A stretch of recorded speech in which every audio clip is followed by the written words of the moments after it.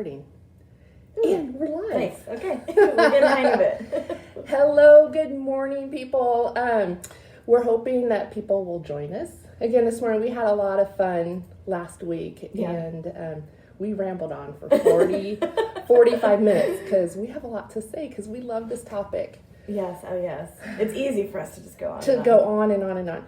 So we had a plan today to maybe like zone in a little bit on a topic, but then as we started talking about what we were going to talk about, we started going off again. So we'll bear with us, yes. And I'm going to try to stay in frame here. I think we need to adjust this up a little bit. Yeah. I don't know. Let's see. Does that change the lighting a little bit? Oh, that made us dark. We're new to this. We're just going to go with that. Okay. I was like, I'm not doing that bad. So I want to talk about something that happened this morning. Oh, yeah. Story time.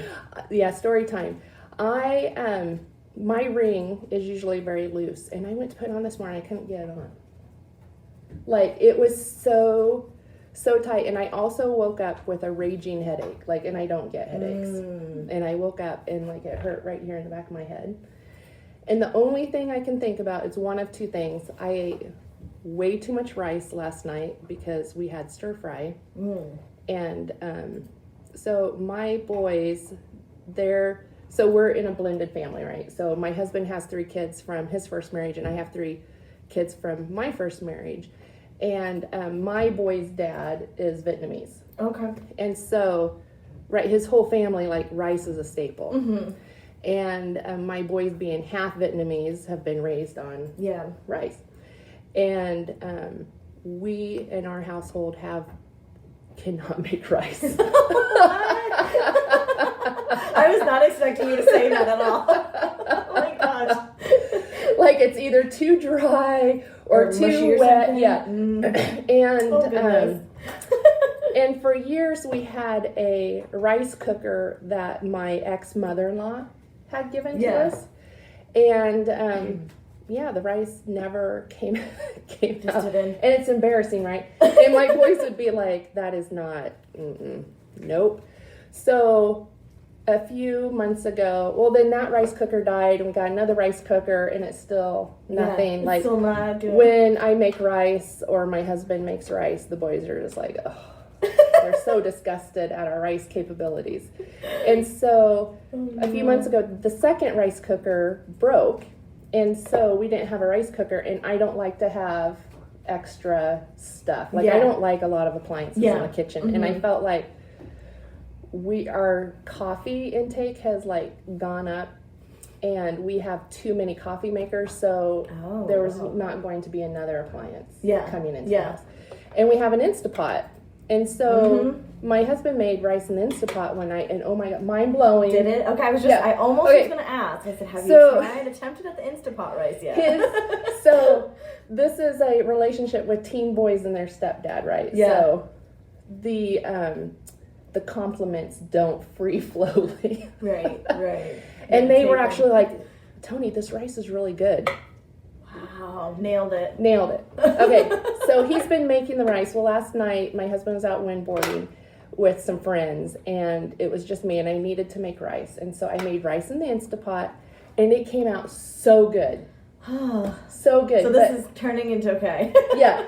So I ate rice with dinner, and then I had a ton of leftover rice, and everybody in my house likes homemade rice pudding. So I made homemade rice pudding, and then I ate 2 servings of rice pudding. That is a lot of rice. I was so sick. Like, I felt like it was it expanding. was growing in my stomach. Yeah.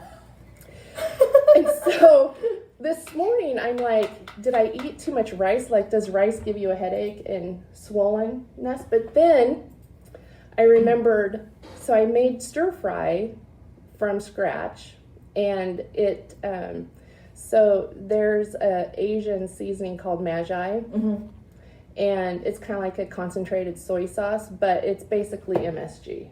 Okay. I can do it too. Yeah. So I'm like, was it the rice or was it the MSG or what? But my fingers were so swollen And so I'm thinking, was my head swollen? Like, is that why I had a headache? But the weather's been up and down too. I just feel like, but hey, at least Very you can crazy. break it down. You can track it back. You Yeah. know, you don't have too much going on where you can't. yeah. But small celebrations, I successfully made rice. I know. Out of, my oldest son is 20, and then I was with their dad for 7 years. So between 27 and 30 years, I finally made a decent thing of rice. Winning. The moral of the story is never give up. Yeah, never give up, and might take different appliances to get it the right way. Yeah. Yeah, that Instapot is a game changer. Yeah. Yeah. So we should probably introduce ourselves real fast again. Okay, yeah. Okay, so we are Jacqueline and Sheila with Blue Nest Home, and we are based out of Silverdale, and we service all of the Kitsap area and surrounding areas. And our specialty is coordinating moves for clients, doing online estate sales for people who are either downsizing or maybe they're responsible for an estate and they have to, maybe their parents lived in their home 20, 30 years and now they have all the stuff to get rid of. Doing that, hoard cleanouts, basic organizing. We do cleaning and move out cleans, that type of thing. Yeah. Big, I think lately it seems like a lot of transitioning estates. Yes. That's the last couple. Well, maybe not the last one, but the last couple. Yeah, we've been very busy with Yeah. our estate sales lately. Yeah. And And learning a lot. Every time I feel like as a team we grow and learn. Yeah, and just like really gelling together Yeah, and getting yeah. things done. Very Getting efficient a for good our groove. clients. And then also, Jacqueline does virtual organizing Yes, with yeah. clients too. So if you want to work with an organizer and you're, unsure of COVID, or maybe you're outside of our regular service area, we can totally support you in helping you get set up with a virtual organizer. And that's nice too because that's really flexible with hours. So if they are far away, it's still, Yeah, and you it's can do from quick home. check-ins with them too and stuff. So it's really, it's been nice. So that's what we do. And we just, when we get together, we can talk forever on organizing and life and balancing and all of that stuff. And so we thought we're going to try this, getting together every Thursday at 10 a.m. and just talking about different stuff. Yeah, topics So, and questions. Yeah, so the topic that we're going to try to stay on today, but I'm not making any promises that we won't veer off, is delayed decisions and how that can create clutter in your life. Yeah, just in general. And I've been wondering about how people's decision making have changed during the COVID, because mine have. I've definitely been a little bit more ruthless and thorough. Like, I'm just realizing, I'm like, you know what? I'm really touching in within to say about like different items that I've maybe been kind of struggling with. I'm like, you know what? It's okay. I don't like that, or it's not working. Like you were saying, like I was thinking about kitchen appliances too.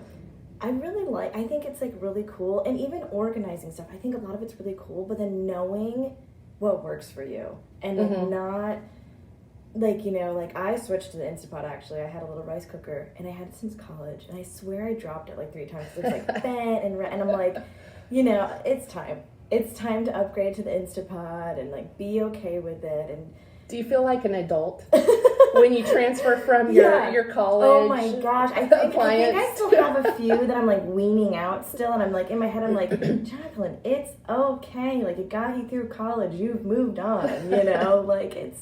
So I've noticed like my decision making. I'm taking a lot. I'm moving away from the guilt a lot, and not putting such a negative tone on the decision making. So I'm just curious if that's changed for people during this time period, because I know a lot of us have stepped back and said, slow down and thought things through. Because rice is a great staple, and it's a great, during the, I'm thinking about too, I'm like, oh, thank goodness, I really love rice and know how to make different things with it. So I'm grateful for my rice cooker, like schooling from college and knowing how to do it. And I'm like, But I don't know. I just had a lot of new thoughts arise in decision making during this time. So I'm curious if other people have too. Yeah, and so one of the things that we touched on last week a little bit was with the delayed decision, and you like to ask your clients, if not now, when. Yeah. So yeah. I was thinking about, like, when I've worked with clients and we're going through piles and piles of mail. Yeah. And sometimes mail from last week is mixed in with mail from 3 months ago or longer. And you can go through there and sort. And I always say, if you've missed paying a bill, they are so kind, they will send another one. Yeah. They will. Worry. And if you missed it too long, they will even call you. Yeah. They're so kind and generous with that. Yeah. They won't miss that. And not a lot of stuff that's really, really important is mailed these days. And a lot of what is mailed can be reproduced easily. So sometimes it's okay just to do a purge. But and I've talked to people in trying to get other people to understand, like, if you have a family member that maybe has trouble getting rid of stuff or going through mail, and I say mail because a lot of our clients struggle with that. Is one way to look at it, if you're having trouble understanding where somebody is coming from, is that pile is a pile of delayed decisions. Yeah. So for some of us, we look at the Valpak ad that comes in or coupons that come in the Sunday paper or whatever, and we look at it and we're like, I don't have time this week, I don't want, and then you can just throw it away. And it's just one decision. Right. But somebody that struggles with decision making, it's hundreds of decisions. Because there's a lot in there. Should I open it? If I don't open it, maybe I'm missing a coupon for something. Right. And then if I do open it, and then there is a coupon, where am I going to put the coupon so I remember to use it? Right. And so, and then it's like, that's too overwhelming, so they just don't do it. Yeah.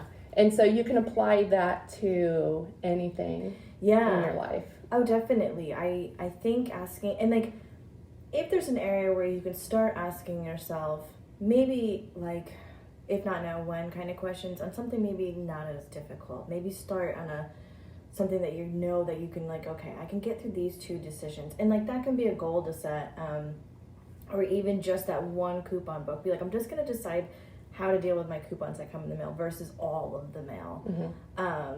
So honing in on like decision making, but also I think that coincides with another big thing we talked about was like routine. So almost deciding on routine before you get into the purge and say, this is what I would really like to envision for my space, like my mail. And some families just have more paperwork. They just more bills and more things, and having a system and deciding on what really works within that, even before the purge, sometimes can be helpful. Because I think sometimes having those guided steps, like, okay, this is the to-do pile, I just need to put this in keepsakes, can make it a little easier once you're going through the pile. But if you're just like, I don't know where to put this, then it's like, just forget it. And I think knowing you don't have to make a decision on everything, like, just have a toss pile and a keep pile, and then so you're zoning it into 2 piles, and then your keep pile you can address later. Right. And I even say with other topics, maybe not so much like, because I know like mail and paperwork, sometimes you do have to take action on a lot of that. But like if you're going through your clothes and you're kind of getting fogged with your decision making, I'm all for a maybe pile, but just also knowing I'm going to address my maybe pile in 2 weeks.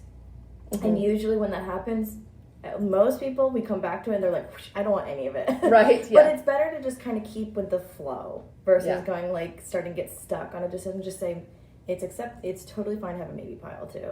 Yeah.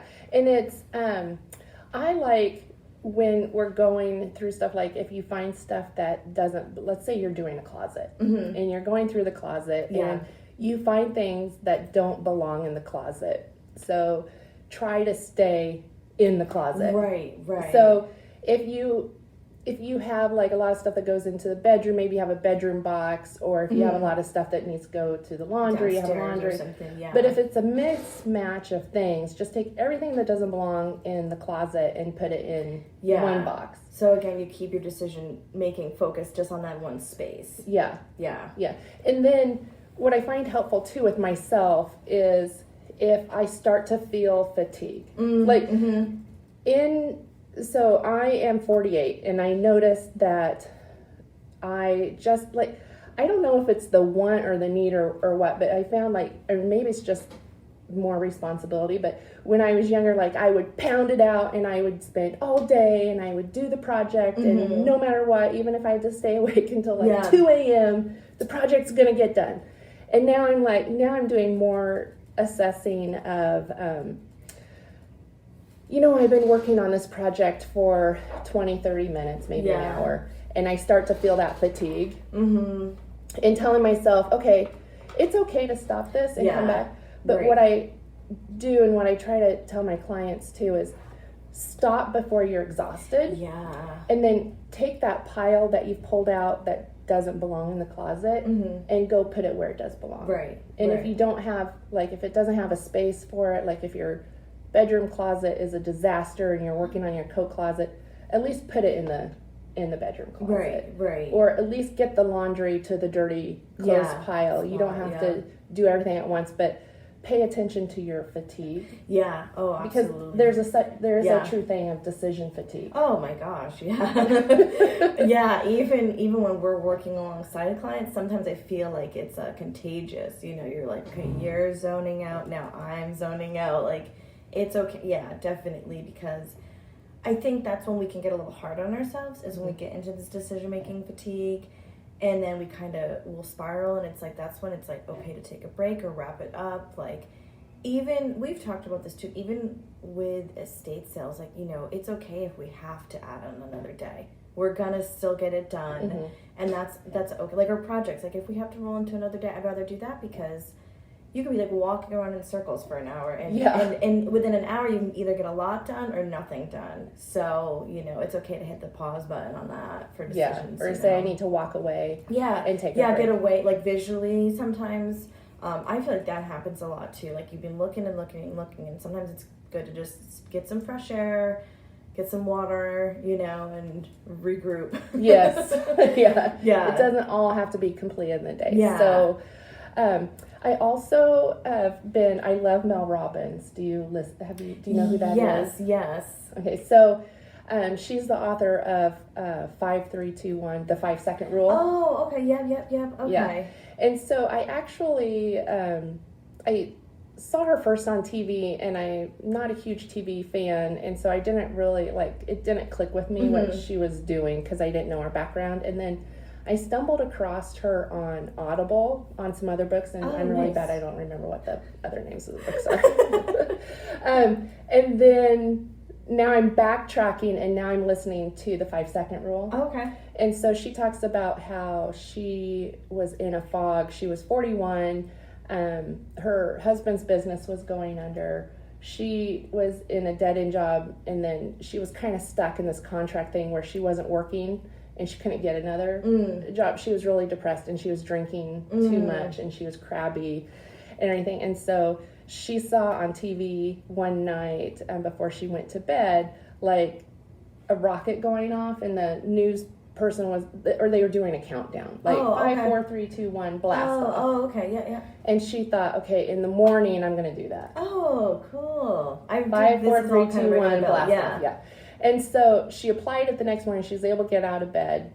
And she's like, well, that worked. I'm going to try it. I don't want to work on my resume. She didn't want to work on a resume. It was just too overwhelming. And she was like, 5, 4, 3, 2, 1, write one line on your resume. Yeah. And, as so many things, once you get started, you get a momentum and it feels good.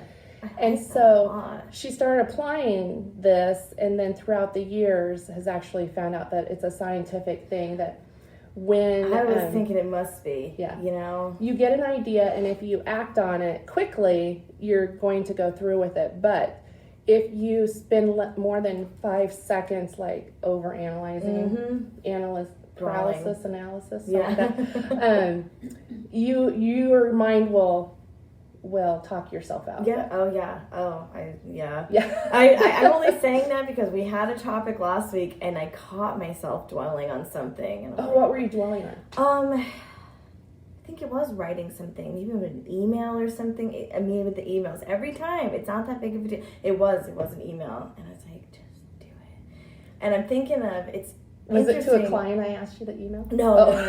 It's for stuff back home for our rental, and I'm thinking in my head right now. I'm like, oh, if I could do the 5, 4, 3, 2, 1, because for like different anxieties and stuff, I'm thinking for like maybe it's like meditation and different things. They tell you to count too. So I'm like, there must be. I'm gonna have to try that and just be like, okay, 5, 4, 3, 2, 1, do it. Yeah, just do it, and it's not like I said too, because like that's what will get. I'll like know I'm dwelling, and then I'm like, okay, just do it, and like I think about the dwelling, so it's like instead of just do it and just get it done, move on, because I always feel better after. Right, when you do it, yeah. Right. And we spend so much time dwelling on it when in reality it only takes a few minutes to do something. Every time, and I know that too, every time I'm like, you can do this, because I'm always, my fear with like doing an email is like, I always like to be professional and don't spell anything wrong, and I get worried about that. But I have spell check. A lot of times my brother will proofread stuff for me, even if it's a quick email, but I want to still stay very professional.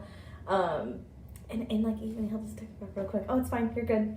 You know what I mean? Like, I'm like, why did he's like, oh, maybe a comma there. And I'm like, even he texts me back in 5 minutes. Like, you know what I mean? I'm like, oh my God. Yeah, because he wants to get it off his plate. So he's like, you're fine. Yeah, it's good. Like, or even he'll fix it and it'll take him 2 seconds to fix it. So I'm like, oh, why did, and I'm catching myself though now, which is good. But knowing kind of those areas too, where like it might bug you, or you might start to go, okay, that's where I get anxiety. That's where I start to dwell. And just kind of decide that's where I'm going to say, how 5, 4, 3, 2, 1, just do it. I really like that for especially this topic for me. Like, I'm like, I think that could actually be really helpful, and I can just get it done and get it out of the way. Yeah, and it's even like, so applying it to your own home, like laundry. Some people either don't like to wash or don't like to fold it, or then you have the people that fold it and then it never gets put away. Yeah. And so I am big about putting away laundry. I hate it. I do not like laundry because as soon as you're done, you take your clothes off and you have dirty laundry again. That somebody asked me one time, they're like, does anybody ever not have some bit of dirty laundry? And I thought about it and I was like, wow, unless you're standing there in your birthday suit, right? And everything, which I have done before. I've like taken my clothes. But then again, you go put something, you put something on, it's dirty. Right. Again, even if you put your bathrobe on, it's like.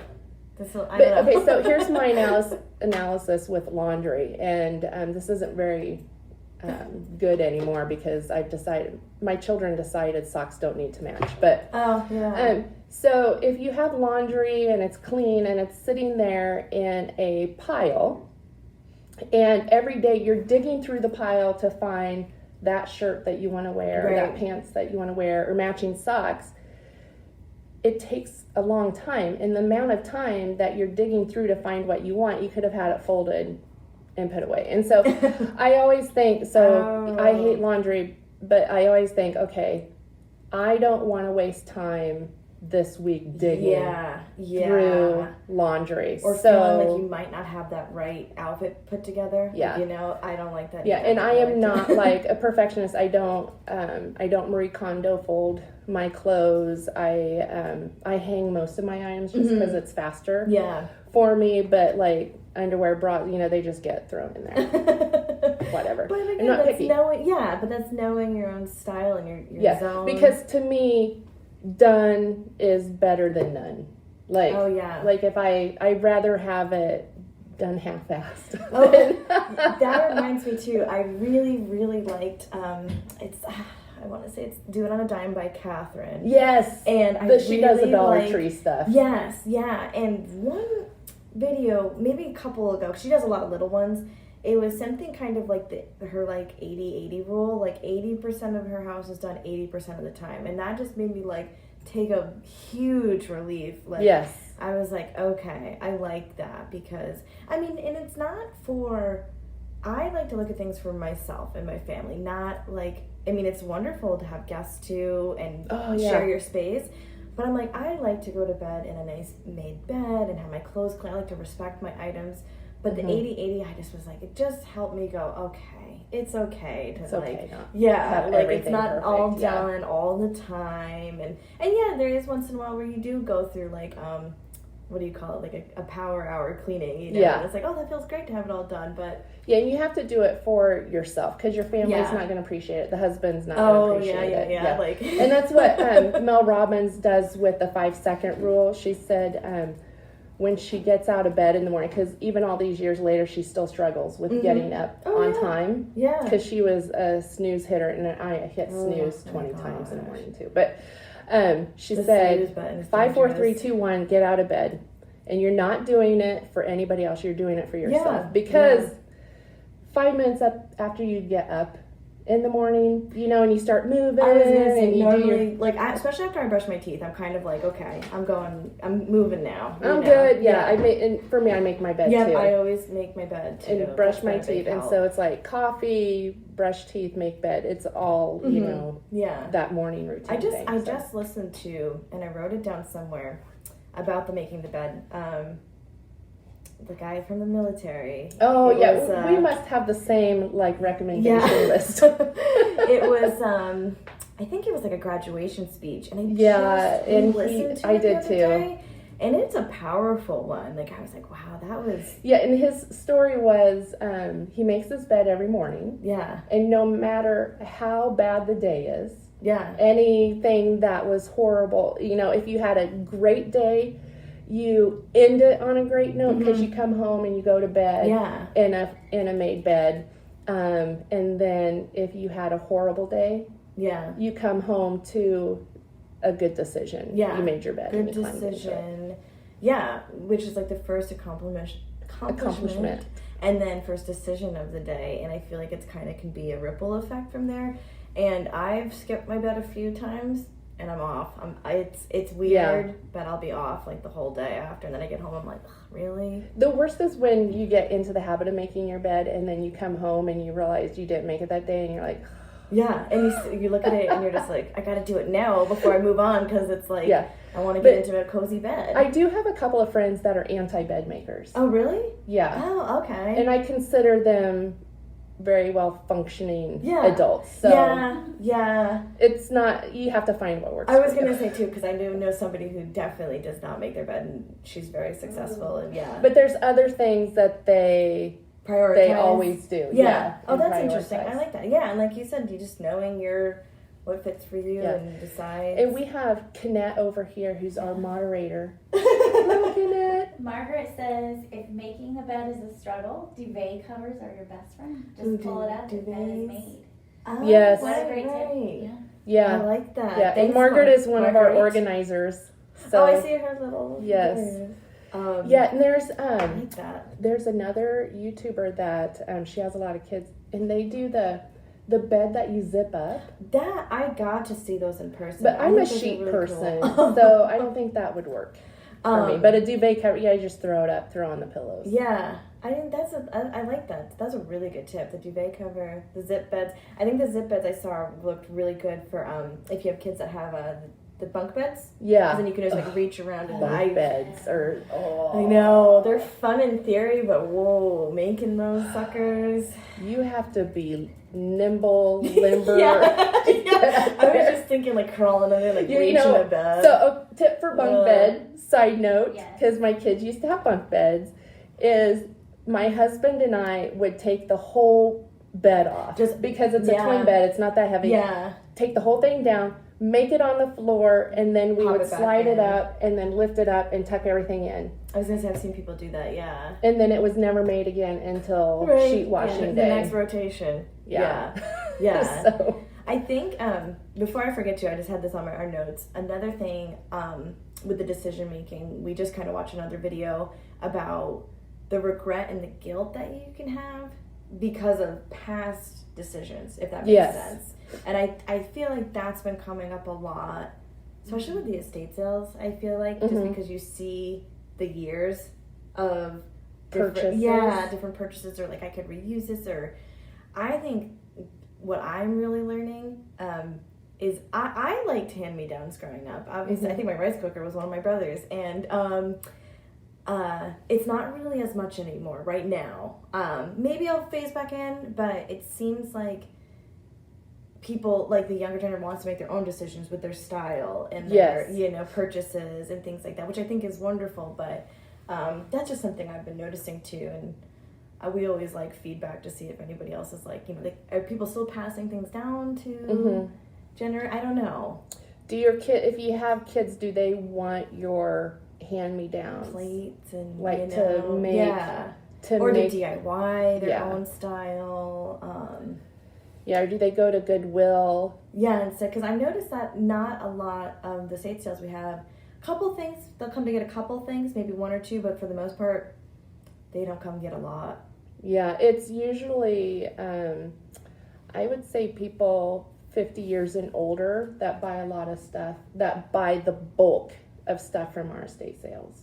Yeah. The younger people, they like bid on a specific item and come and pick it up. Yeah. And the older generation is quantity. Yeah, that's they interesting. Like now that you're saying it, I'm kind of like replaying a couple of them in my head. I'm like, now that I think about that. And we do have an internal joke on some.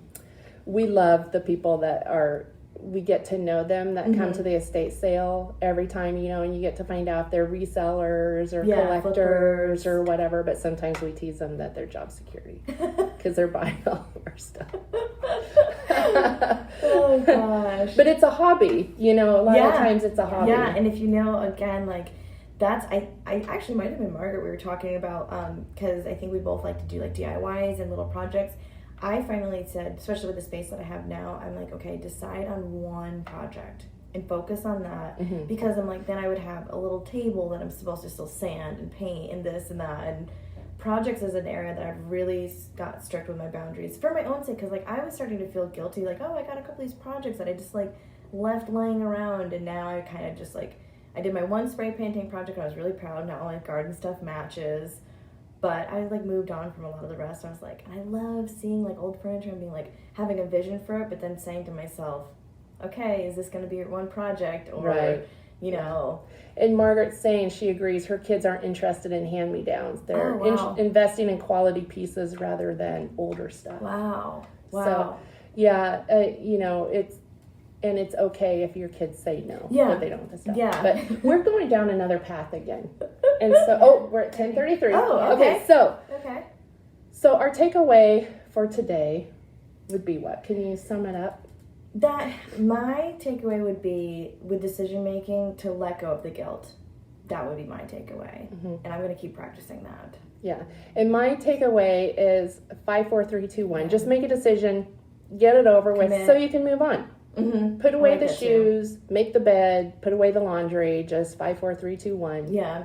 Get it done so you can move on. Yeah, I like that too. I actually think I'm really going to practice that for a couple of my little areas. We'll have to check in later. Yeah, I know. Check in with me on that. Okay, so as always, we're going to be back here. As always. This is our second week. As always.